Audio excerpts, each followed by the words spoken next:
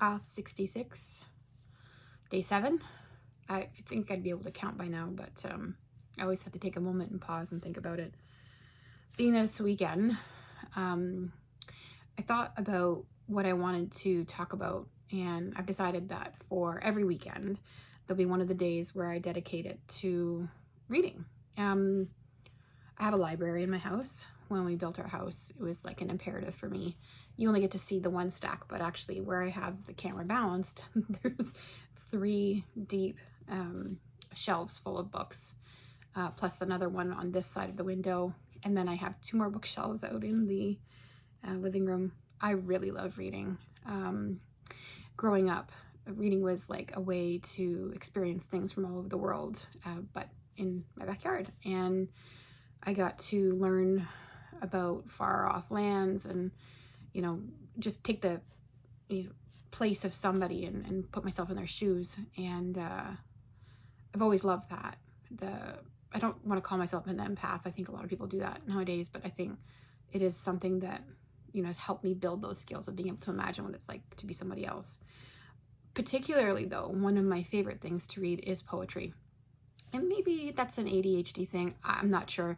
I do love how you twist these words to create these emotions and feelings that, can be absorbed in small nuggets if they're truly powerful.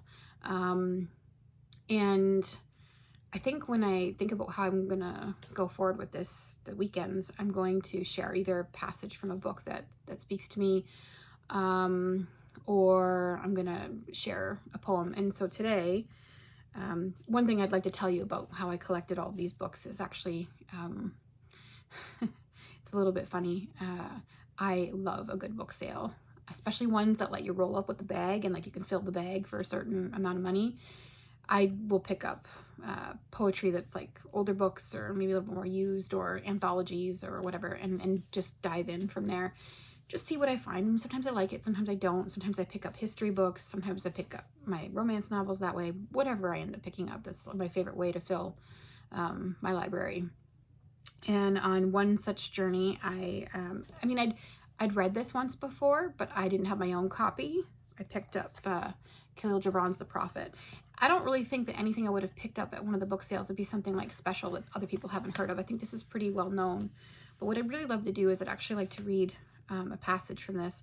The book itself kind of goes and asks you to consider your life from many different angles, or consider how you'd like to approach your life from many different angles.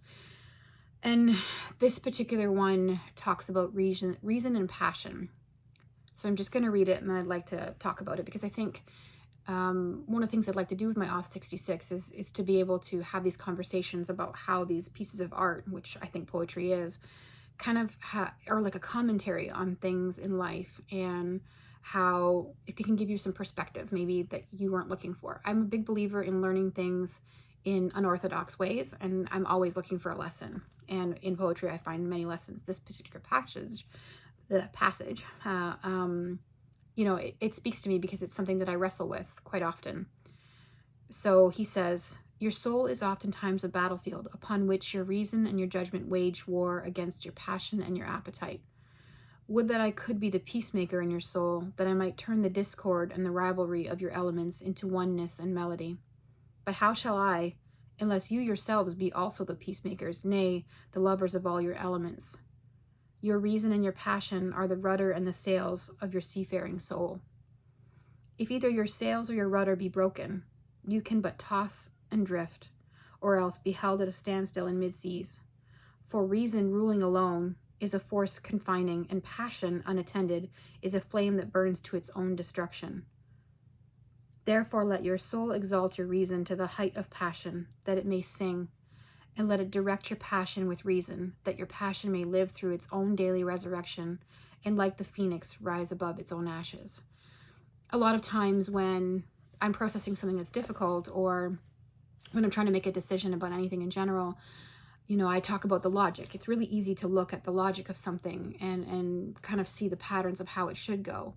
But that doesn't mean that our brains or our hearts, will follow that, because there's still emotions. There's still things that guide us, that are instinctual, that are gut reactions. And somewhere whatever perfect looks like, you know, both of those things have to kind of be in balance with each other. As somebody who grew up, I would say, with my emotions ruling more, it's been an interesting journey to try and have the logic play more of a center stage role, because I can appreciate both, like the poem's talking about. But the real beauty is when we can work with both of them together and say, okay, maybe I feel this, but the logic says something different. And I can acknowledge my feelings because I'm not supposed to dismiss them. But then I can also go, I need the logic to guide those feelings out of the dark place or out of the difficult time, and be able to use it as a rudder, as the poem was aptly using the metaphor, to guide you out of that.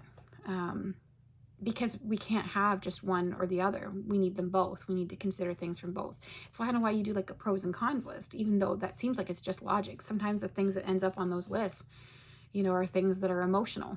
And I think that's okay. We want to be considering our emotions. But in business, in life, you need a little bit of balance of both. It's just like in operations, we look at data and we say, okay, you know, these are the stats that we would expect somebody to have if they were being productive. But what if you're not taking into the equation the human element of maybe how much a person might be stopping and helping somebody else around them? That's lifting other people around them as well, right? There are many ways to be able to bring both things into the perspective. And it's something that I read in quite a few business books as well, funnily enough, that show up in poetry, to make sure that you have a counterbalance so that one, data cannot be manipulated. People aren't just working to KPIs. They've got other things to pay attention to, but so that you have a balance that represents both. And I guess for me, that's what that poem talks about, is balance. And I think that's a perfectly apt thing to talk about in Auth66 and on LinkedIn. I guess, you know, we need to use both to strike the right balance and get to that place where it's a melody that kind of blends and harmonizes all these different inputs together. I hope you had a wonderful weekend. See you tomorrow.